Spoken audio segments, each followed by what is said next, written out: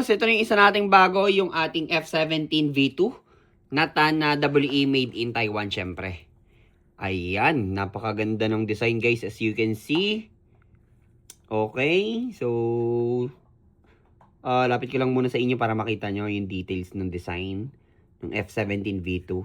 So, gas blowback to guys, gas pistol. Ayan. So, ang ganda ng trigger response nito guys. Talagang pang competition din or for tournaments, ginagamit to usually talaga for firing din. Okay? So, ito yung design ng top slide.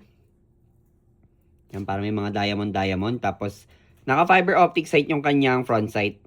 Okay? Then, yung outer barrel niya is black. Yan, may markings sa outer barrel, 9mm by 19. Ito yung sight sa front sight. Rear sight, sorry. Rear sight. Then, naka-fiber optic sight yung kanyang front sight. Then, meron siyang under-railing for accessories attachment. Yung lower frame ng F17 V2 guys, na WE, is polymer po. Okay? Then, yung top slide niya is metal po. Pati yung outer barrel. Then, yung trigger metal. Ayan, may sticker. Then, ito yung kanyang magazine. Ayan, so, maganda yung trip ko yung color ng design ng magazine kasi hinaluan nila ng tan or yung brown. Ayan.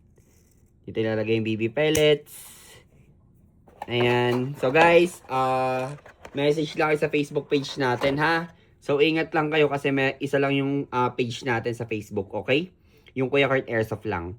Tapos sa TikTok naman, tatlo yung account natin, yung isa bagong gawa, yung isa Kuya Kurt Airsoft toys, then yung isa Kuya Kurt Gel Blaster. Marami ng followers yun, so hindi na kayo magtataka na legit talaga. Ayan. Ganda mga bossing, oh. Gwapo na ito. So, lalagay ko ito sa Google Drive, guys, ha. Para makita nyo din. Click nyo na lang yung folder natin pag nag-PM kayo sa akin sa page. Thank you.